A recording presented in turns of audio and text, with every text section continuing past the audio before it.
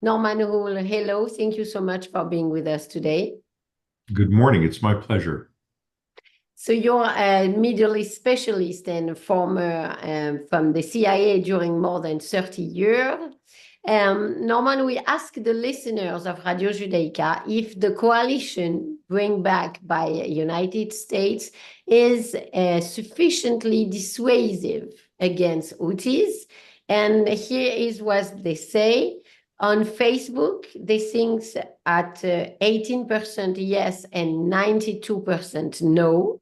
And in Instagram, 40% of them thinks yes and 60% no. So clear majority of no.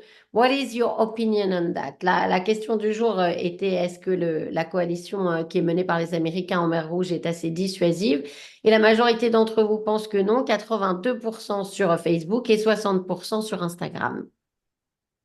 Well, that's an excellent question. So I think you need to look at this in three pieces. The first is that the United States has established two other similar maritime task forces in the region, in the Persian Gulf and in the Gulf of Oman, Arabian Sea. What you've seen in the establishment of these task forces is that while it did not end Iranian proxy activity, it has constrained that activity. And it's likely we're going to see something similar here. So the second point is the amount of firepower that is with the current maritime assets around Yemen right now is extraordinary. We're talking about vessels that carry literally hundreds of missiles, hundreds of air defense missiles, dozens of aircraft fighters. This is more than sufficient to destroy most, if not all, of the Houthi military architecture were to be employed. But this comes to the last point. Iran's proxies in the region really don't change their behavior based on the potential that the U.S. brings to the region, but rather their assessment of U.S. intent and their belief as to what extent does the U.S. wish to be involved in a long-term conflict. And there, your readers, your viewers, listeners have a point. The United States and the international community show very little appetite for involvement in long-term conflicts in the region. So I think what we're likely to see is the Houthis are going to first watch and assess what happens with this coalition, and then begin to test its fortitude. Alors, il y a trois choses dans cette... La première chose, c'est que les États-Unis ont préparé trois task force similaires dans la région et notamment dans le golfe d'Oman. Et c'est vrai que ça n'a pas arrêté complètement les activités de tous les proxys de l'Iran. La deuxième chose, c'est qu'il y a énormément de forces du côté de cette coalition internationale. Il y a des centaines de missiles de défense. Il y a des centaines de missiles qui peuvent arrêter toute la force des Houthis. Et ce qui amène au troisième point, c'est que les proxys iraniens ne changent pas leur position et leur façon de faire par rapport à ce qu'il y a en face, mais par rapport à la sensation qu'ils ont de ce que les États-Unis et la coalition internationale a comme envie ou pas de rentrer dans ce conflit. Et là-dessus, vos auditeurs ont raison sur un point, c'est que les États-Unis, comme la coalition internationale, n'ont que très peu d'envie de se retrouver dans un conflit à long terme dans cette région.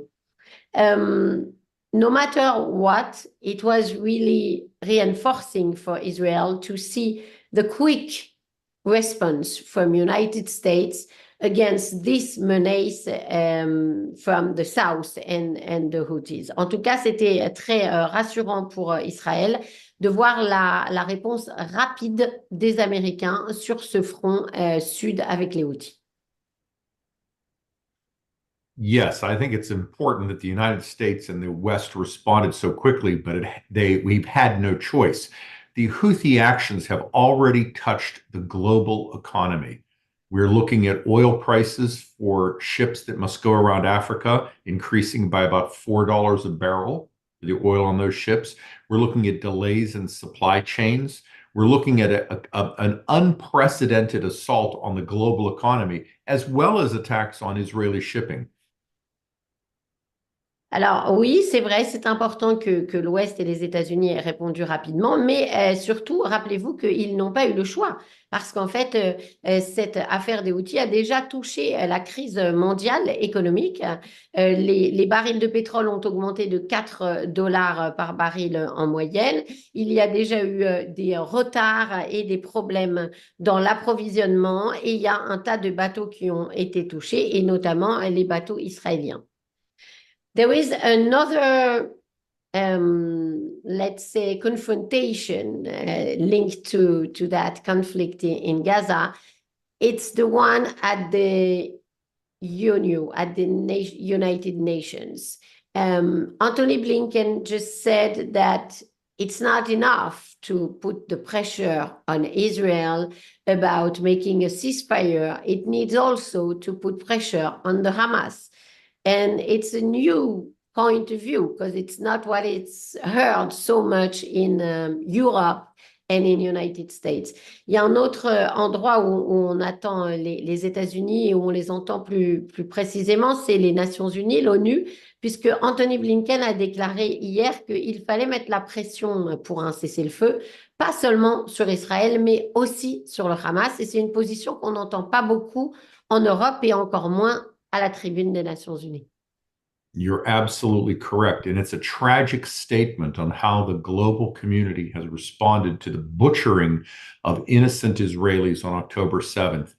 The problem we face is that in a ceasefire, Hamas is unwilling to maintain a ceasefire, as well as the Houthis.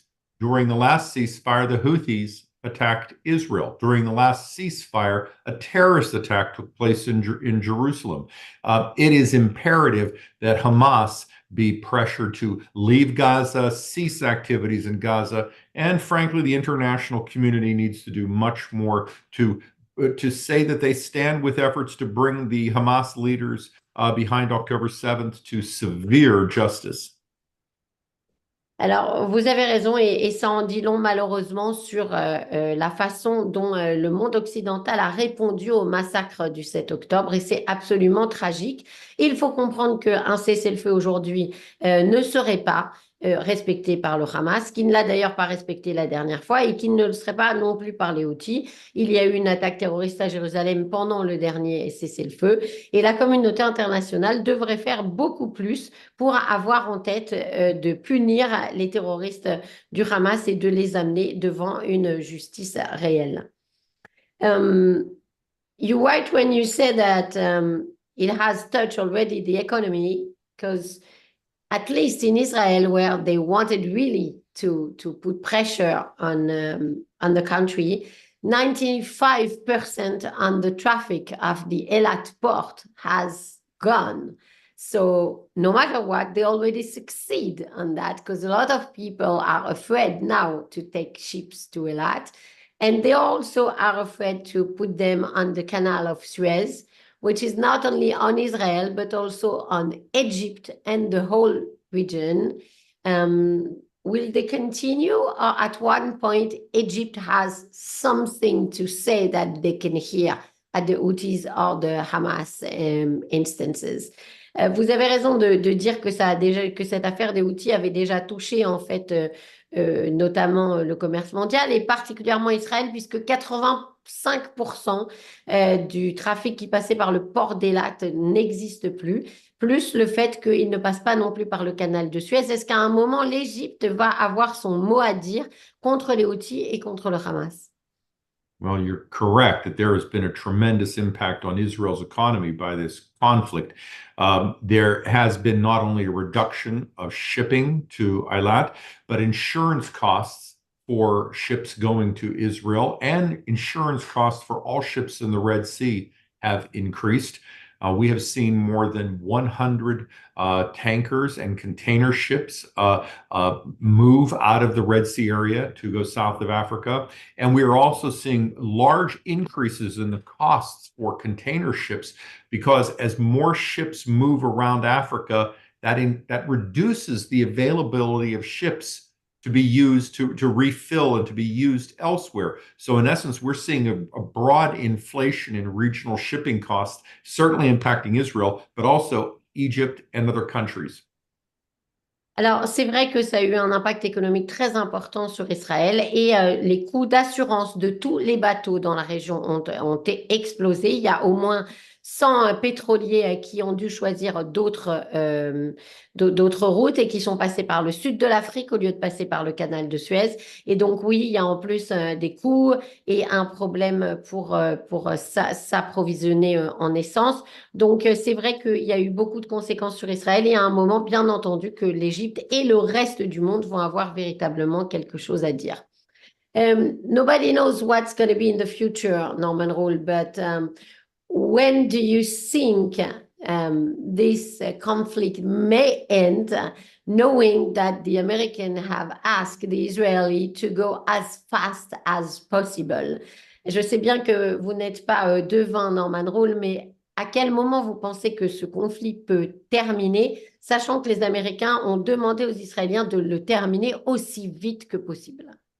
I think we need to be very careful about how we deal with Israel's handling of this war. Israel has soldiers at risk. It has a tremendous civilian population that has suffered, that requires justice. Certainly, it's true that the entire international community, to include Israel, wants to reduce Palestinian losses, and that will require a lower intensity of the conflict. The problem is lowering the intensity of the conflict almost inevitably lengthens the conflict itself. So I think in many ways we should cease to talk about a day after and maybe talk about months after, because we're going to have to see the Palestinian Authority change how it works. We're going to have to see Hamas eradicated sufficiently in Gaza for the Palestinian Authority to come in and Israel to be confident. We're going to see a massive humanitarian effort and security effort as the conflict draws down. More than almost 1.9 million Gazans have been displaced. This is a tremendously challenging issue. So when this conflict ends, I think it's a long way in coming, but the intensity is likely to be reduced to protect Palestinian lives. Alors oui, c'est vrai, mais on doit être très prudent par rapport à la façon dont on parle de ça et de la façon dont Israël va devoir gérer, non pas le jour d'après, mais ce qu'on appelle plutôt des mois après. Il faut se rappeler que les soldats israéliens risquent leur vie, que les civils israéliens ont énormément souffert, qu'il y a aussi les otages et que bien sûr, c'est vrai qu'on demande à ce qu'il y ait moins en plus de vies civiles palestiniennes qui soient mises en cause. Et donc, si on réduit l'intensité de ce conflit, inévitablement, on va en augmenter la longueur. Ça sera plus long et donc plusieurs mois, c'est ce que je disais. Il faut aussi avoir un véritable changement dans l'autorité palestinienne. Il faut que le Hamas soit suffisamment éradiqué dans la bande de Gaza et il faut un effort humanitaire particulièrement massif. Rappelez-vous qu'il y a 1,9 million de Palestiniens qui ont été déplacés. Et donc, c'est un très grand défi à la fois pour l'État d'Israël et pour le monde entier. Et malheureusement, donc, nous avons une longue route devant nous. Thank you so much for your analysis, Norman Roule, ex-CIA for more than 20 years and expert in the Middle East, for having been with us today. Merci beaucoup à Norman Roule, ancien de la CIA pendant plus de 30 ans et spécialiste du Moyen-Orient, d'avoir été avec nous aujourd'hui. Thank you, and my best wishes to the people of Israel for a safe and victorious future. Merci et mes meilleurs vœux pour le peuple israélien et pour sa victoire dans cette terrible guerre. Merci à vous.